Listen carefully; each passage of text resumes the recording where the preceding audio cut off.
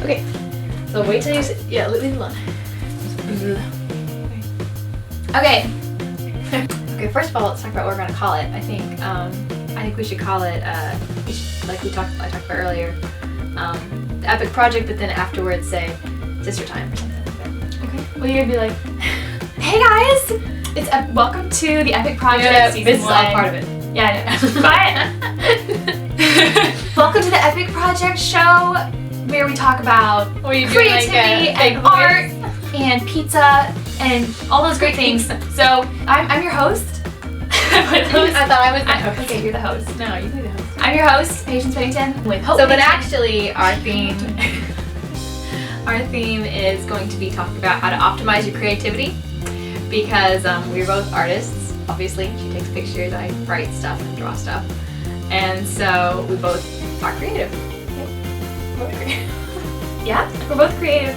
I guess we probably both have a different outlook on, or different things that keep us from being as creative as we would hope.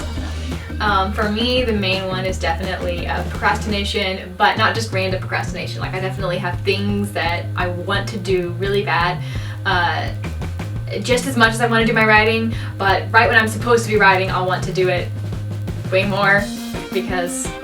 So what do you feel like makes you want to procrastinate? Well, that's what I'm saying. Like I'll have this great new idea for like a new story to write, like a fanfic or another novel idea. And instead of writing the novel I'm supposed to be writing, I'll want to just go write that one because it's new and exciting, and new things are exciting. But I need to stick to what I was supposed to be doing. Like, so what I have to do is make a rule where I cannot start any new project. I have to just work on the project that I'm working on, even if it's like a terrible project. Like, I have to finish it, or else I'd never get anything done. So I just don't start long projects.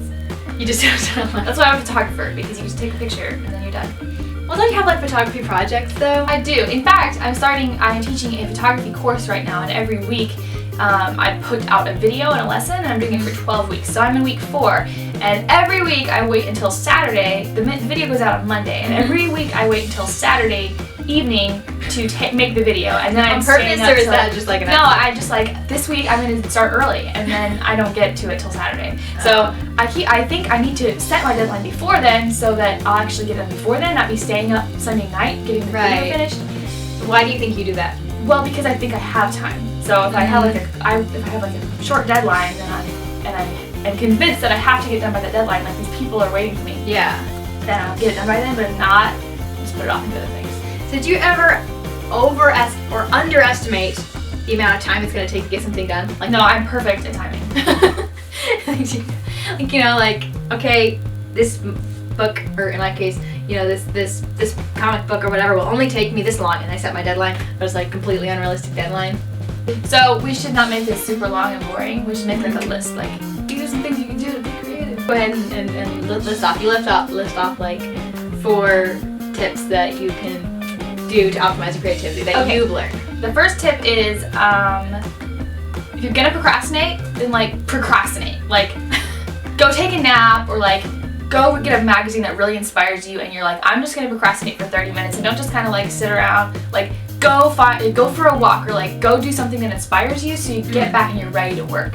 Like, get a cup of coffee, get a great magazine or something, and then get to work. So like, if you feel like you're not inspired, go find some inspiration, but then don't just let it go on forever. Maybe we should just do our number 1 tip. Number 1 tip. What's the tip that you get?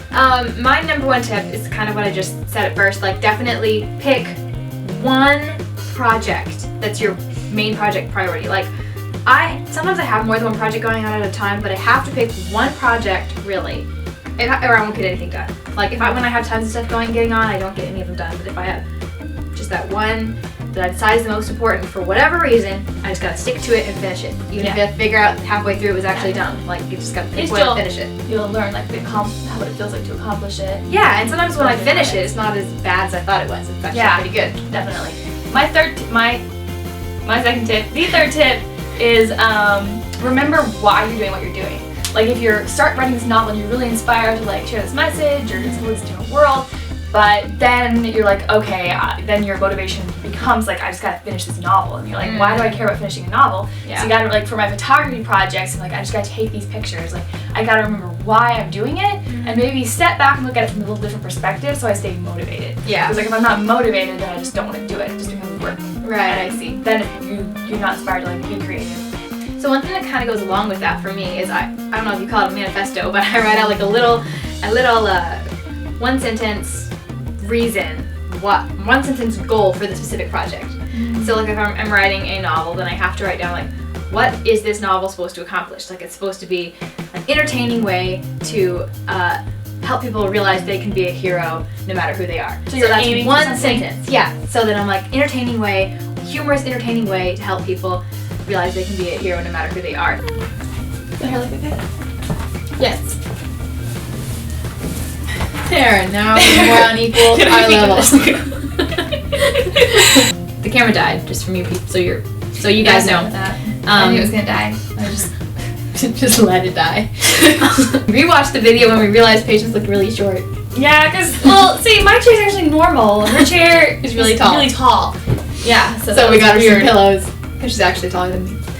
Anyway, we just wanted to say those are our 4 tips, and we're really excited about doing the sister talk. Didn't it cut off like right when you were doing your tip? Yeah, but I already told my tip, the one sentence thingy. But I had another tip. Well, yeah, I already told 4. I said 4. Wait, it's awesome! Give me a minute. You talk. Okay, and you think while I'm talking. So I just want to talk a little bit about how excited I am for the sister talk time because Patience has her blog. While you're talking. Tune me out. Cover your ears. Patience has this Brightness Project blog and I have the Epic Place blog. So we thought it would be cool since we work together in the studio room thing to sort of do some little videos every once in a while where we're both talking together, sister time. And for all of you people out there who know this, I was like, hey, it could be like Dan and Phil, but us. Of course we won't be as fun I have as no them. idea what she's talking about. Because I'm the nerd and she's the I don't want you sophisticated to. person. I said find your why, right? Like, remember your why. And stay Yeah, you said that. Okay, You said don't. You said procrastinate, then procrastinate. You said, and then I said choose one project. And you said remember why. And then I said have this like little manifesto sentence. Yeah. Covered it. So, just to sort of sum it up, like, even when you're not motivated, you're just gonna get out there and create. But sometimes you do have to just stop and take a step back and like go for a walk or just whatever you know inspires you. And make sure and allow, when you're going to take your time off, like she was saying, make sure and allow yourself to say, this is my time where I'm not going to work right now. So you're not feeling guilty for not working the whole time. Like give yourself that time to like forget about your projects and just rejuvenate. So then when you go back to work, you can be refreshed. I remember what it was. Yeah. So creativity is really play. And sometimes you have to give yourself room to be bored. Like if you really need to write but you're not inspired, like just sit in a room with like a pencil and a piece of paper and like don't have your iPhone with you or anything. And because when you're bored, that's when your brain is going to start being creative. If you don't allow yourself any time to be bored, like maybe go off social media for a day or something. Like so give your mind room to think. Because if you don't have room to think, then you're not going to be coming up with creative ideas. That's a good point. Also, sometimes when you have a long-term project like I have with my novels, giving myself tiny little fanfics to write that don't really matter, or they're not going to be like sold anywhere, is a way for me to just sort of like sit there and then just kind of write whatever comes into my head, and then once I've done that, I can go back to my hard work writing. Yeah, I have some more ideas, but I think we should probably do part 2. Yeah. You'll have to wait, you'll have to watch and see. Yes. Well, see you in the next epic project. Bye guys, you're awesome. Love you.